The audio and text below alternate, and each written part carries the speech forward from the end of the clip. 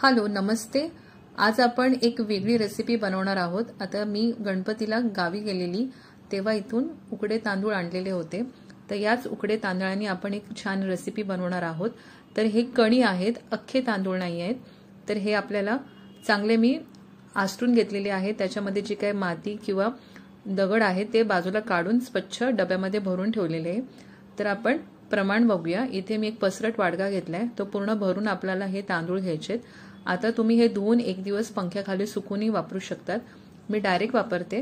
तर वापरायच्या आधी आपल्याला छान असं टॉवेलनी पुसून घ्यायचे, मोरडून जेणेकरून ती सगळं जी काही घाण असेल किंवा माती असेल ती व्यवस्थित स्वच्छ होऊन जाईल। आता स्वच्छ आपण तांदूळ करून घेतलेले आहेत। एक पसरट कढई घ्यायची आहे, त्याच्यामध्ये हे तांदूळ टाकायचे आणि लो टू मीडियम फ्लेम वरती छान असे खरपूस भाजून घ्यायचे। लालसर रंग जोपर्यंत येत नाही तांदळाला तोपर्यंत आपल्याला भाजत राहायचे। आता हे पूर्ण भाजायला व्यवस्थित रंग छान यायला मला 15 ते 20 मिनिटं लागली आहेत। असा रंग बदलला त्यानंतरच आपल्याला गॅस हे बंद करायचे। तर आपण छान भाजून घेतल्यानंतर थोड्या वेळसाठी की 5 मिनिटांसाठी आपण थंड करून घ्यायचे आणि नंतर मिक्सरच्या भांड्यामध्ये किंवा चक्कीवर तुम्ही हे दळायला देऊ शकतात। छान अशी आपल्याला ही बारीक पावडर करून घ्यायचे। अजिबात जाडसर असं ठेवायचं नाही, जाडसर ठेवलं तर आपला पदार्थ छान होणार नाही। त्यामुळे बंद चालू करून आपल्याला हे छान असं मिक्सरला वाटून घ्यायचं आहे तांदूळ। आणि कुठे कण राहायला नको म्हणून आपण चाळणीने व्यवस्थित ह्याला चाळून घ्यायचं आहे। या पद्धतीने वरचं जे कणी असतील कुठले राहिले असतील तर ते बाजूला होतील। छान असं परातीत चाळून घेतल्यानंतर आपण पुढची प्रोसेस करूया। आता त्याच कढईमध्ये 1 चमचा तूप टाकायचंय। तूप वितळलं की त्यामध्ये एक ओला नारळाचा किस टाकायचा आहे आणि ते 2 ते 3 मिनिटं लो फ्लेम वरती परतून घ्यायचं आहे। इथे तुम्ही सुक्या नारळाचाही वापर करू शकतात, पण ओला नारळाची चव खूप छान येते या पदार्थामध्ये, म्हणून मी त्याचाच वापर केलेला आहे। 2 ते 3 मिनिटांनंतर तुम्ही बघू शकाल की व्यवस्थित हे मॉइश्चर पूर्ण निघून गेलेलं आहे आणि असं छान असं एकजीव झालेलं आहे। आता ह्यामध्ये आपल्याला चिमूटभर असं मीठ टाकायचं आहे।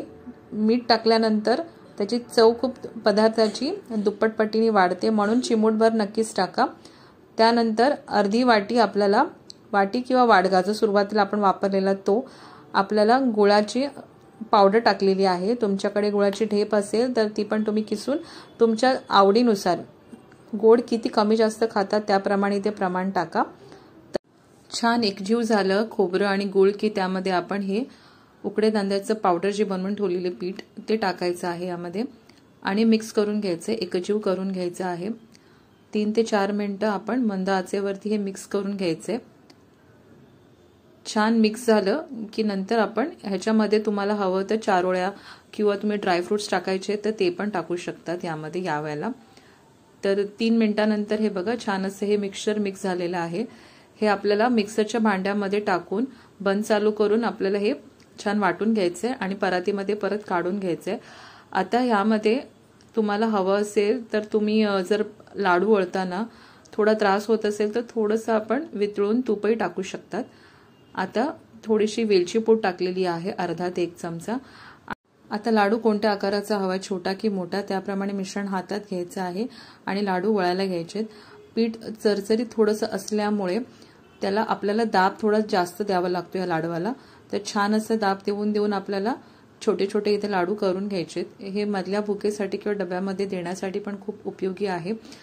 तर ह्या पद्धतीने तुम्ही लाडू बनवून ठेवू शकतात। जास्त दिवस ठेवू नका, कारण ओला नारळाचा किस टाकलेला आहे, त्यामुळे 2 ते 3 दिवसात संपवून टाका। जास्त दिवसासाठी टिकवायचं असेल तर मी सांगितल्याप्रमाणे तुम्ही सुक्या नारळाचाही वापर इथे करू शकतात। तर ह्या पद्धतीने तुम्हाला जर गुळामध्ये अजून बाइंडिंगचा इश्यू होत असेल तर तुम्ही यामध्ये मनुकाई टाकून मिक्सरमध्ये बंद चालू केल्यामुळे जास्त त्रास होणार नाही लाडू वळायला। तर ह्या पद्धतीने छान असा हा लाडू तयार होतो, चवीला 1 नंबर लागतो।